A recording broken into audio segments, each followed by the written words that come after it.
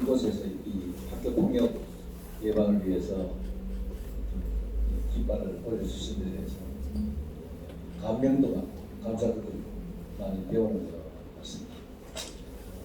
오늘 축사하신 분 말씀을 들어보니까 저도 빨리 남한주로 이사를 와야 그런 생각을 봅니다. 아까 교육청에서 오신 분께서 말씀하시다가 이 학교하고 이쪽의 역할 문제를 말씀하셨는데, 제가 여기 와서 2시간 정도 운전해 와서 처음부터 굉장히 어려움을 많이 겪어서 왔다 갔다 했거든요. 그래서 많은 시일 내에 정부가 지원하든 아니면 지역 주민들이 지원하든 아니면 정재정 박사님이 빨리 돈을 펀딩을 많이 하시면서 동서남북 어디에서 봐도 학교 폭력 연구소가 보일 수 있도록 발전한 지점입니다.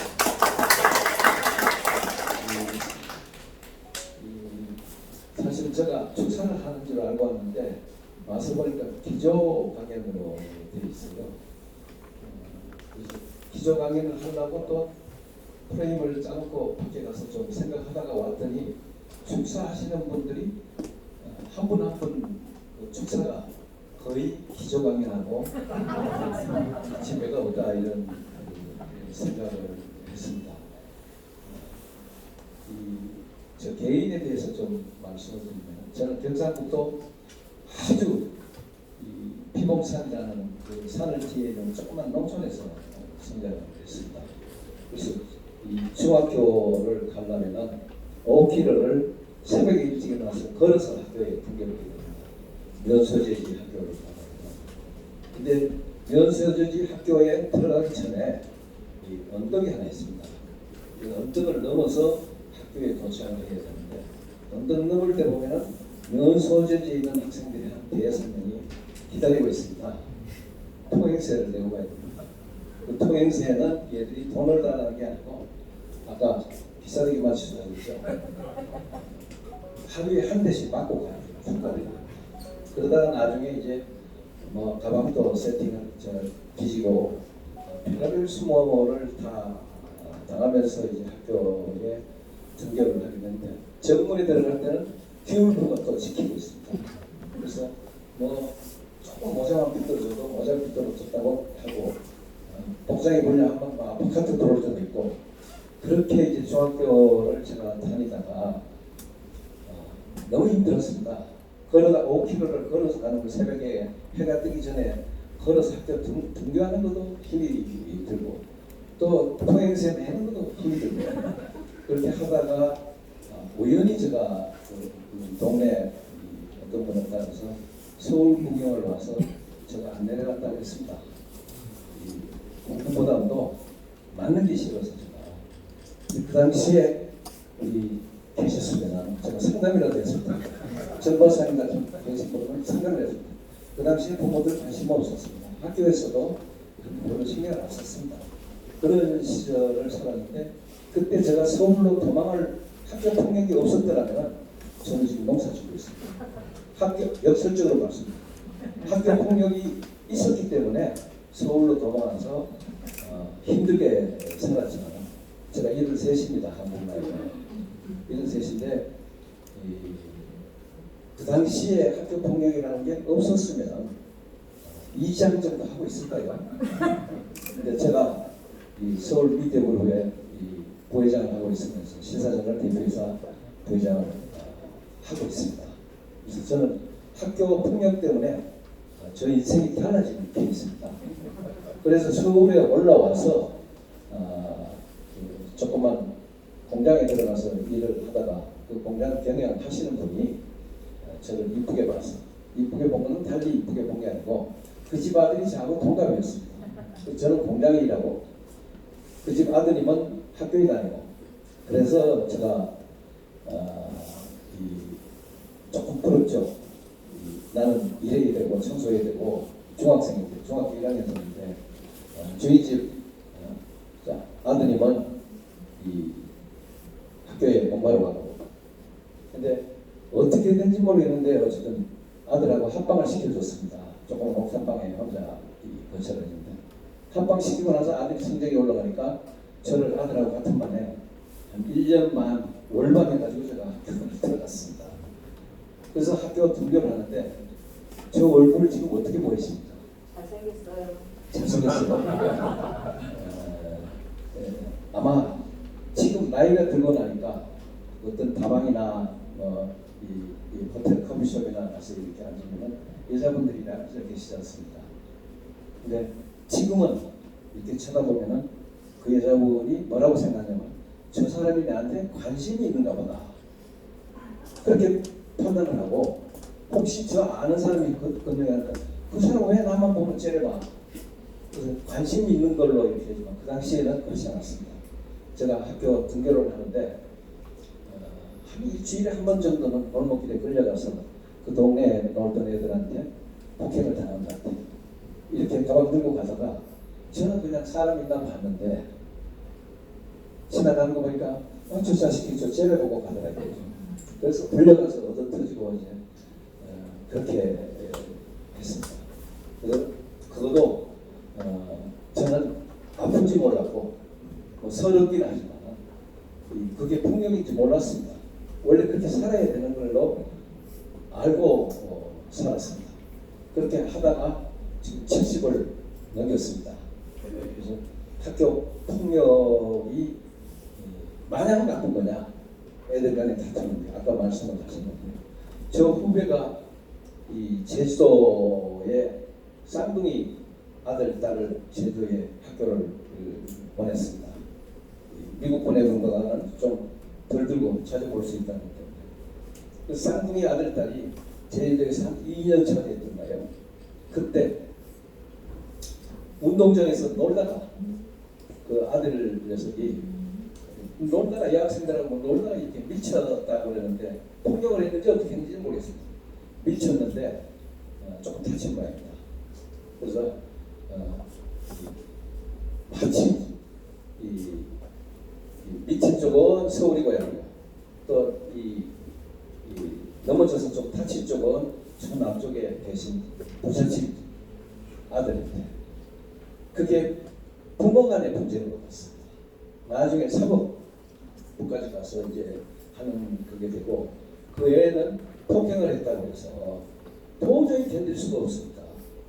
그래서 지금 미국으로 유학까지 몇 년 됐는데 지금 와서 지난번에 왔는데 이렇게 보니까 아주 건강하게 잘 성장하고 있습니다. 또 전체 학생회 회장까지 하고 있는 일꾼이더라고요. 그래서 이 선생님이나 또 사회에서 그런 부분에 대해서 폭력을 꼭 잘못 있고 큰 것도 있는데 그냥 간단하게 상담해서 넘어갈 부분이 있는 거고 정말 그 험한 폭력 같은 경우에는 사법 처리해야 될 부분이 있습니다. 우리 소장님께서 그런 부분을 잘 보셔가지고 저처럼 맞아서 그러면 밖에 놔두고 없어야 되겠습니다만 그래서 제가 이제 저도 큰 딸 손녀 손자가 이제 제주도에 가 있는데 이 할머니 생일이라고 왔어요.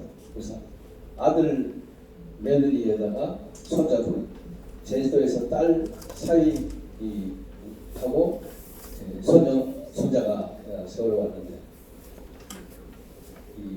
오늘 여기서 말씀을 해달라고 그러시길래 출자로 더불어리를 한 3번 보고 왔더만 두 분께서 더불어 얘기하니까 더 이상 말씀할 수가 없어요. 제가 근데 애들 보고 제가 느낀 게 그 전에는 애들 귀엽다고 생각하고 이런 생각을 안 했는데 마침 이 자리에 오게 돼 있었기 때문에 제가 손자 손녀들 보고 저놈들 혹시 학교폭력에 시달리면 어떻게 하지 또 가해자가 되면 어떻게 하지 그런 걱정을 아침에 했습니다.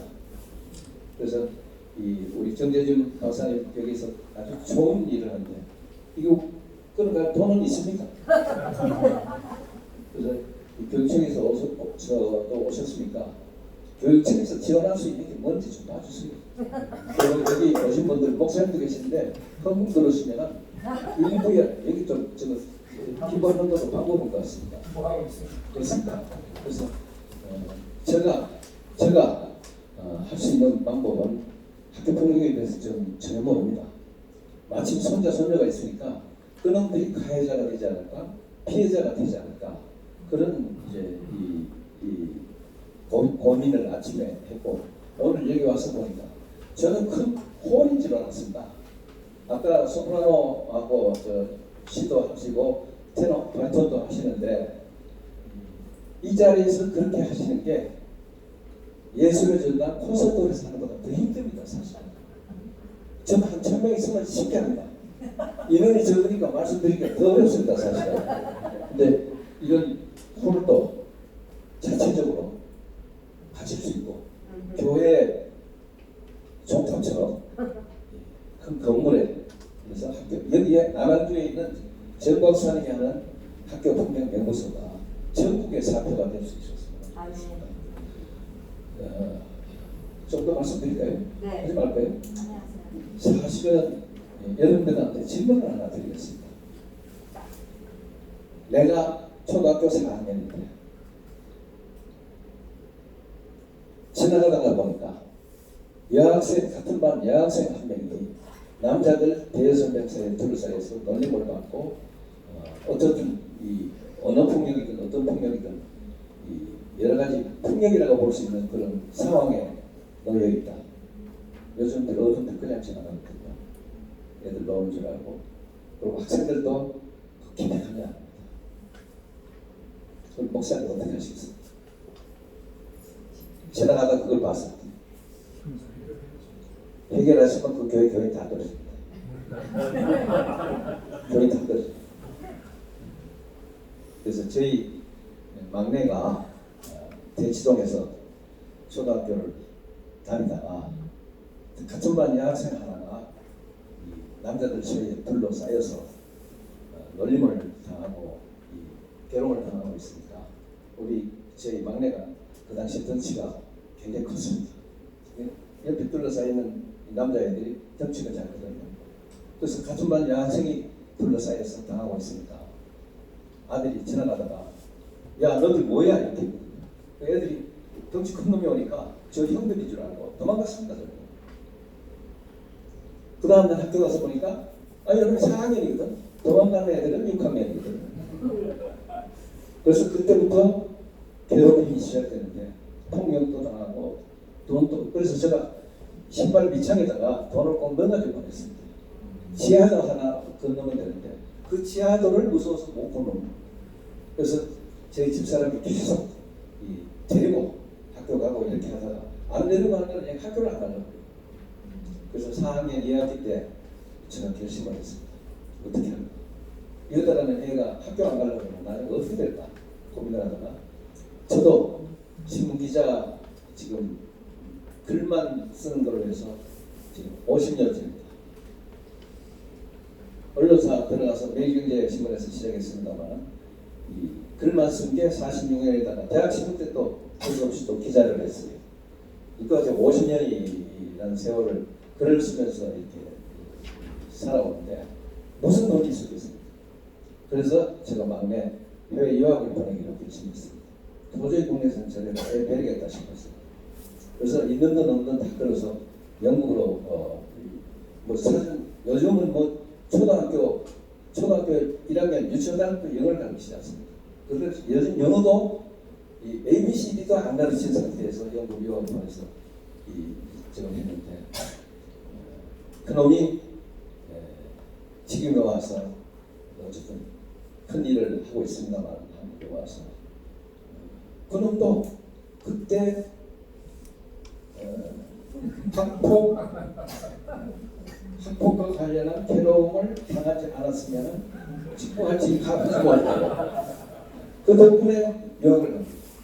근데 저는 그렇다고 쉬고, 그래서 대부분의 한국에 있는 부모들은 그런 선택을 할 수 없는 상황에 있는 부모님들이 계시지 않습니까? 그런 분들의 마음을 헤아려서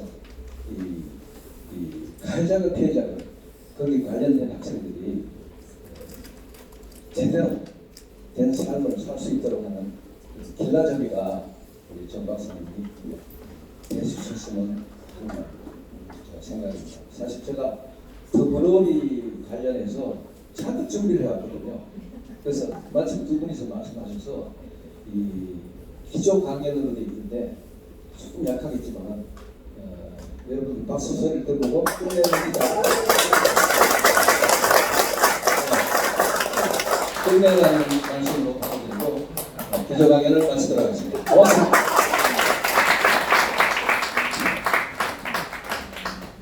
네, 전대우 대표이사 부회장님 기조방까지 함께 들어봤습니다.